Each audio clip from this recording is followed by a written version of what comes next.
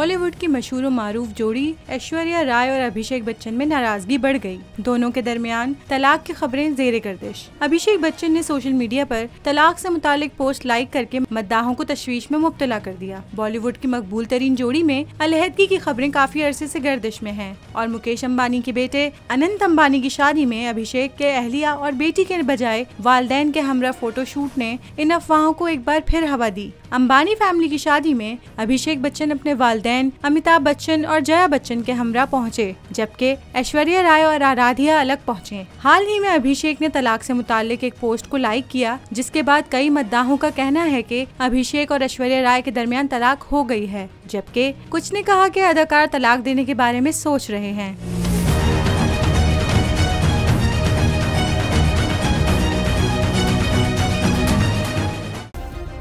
Subscribe करें और bell दबाएं ताकि कोई खबर रह न जाए।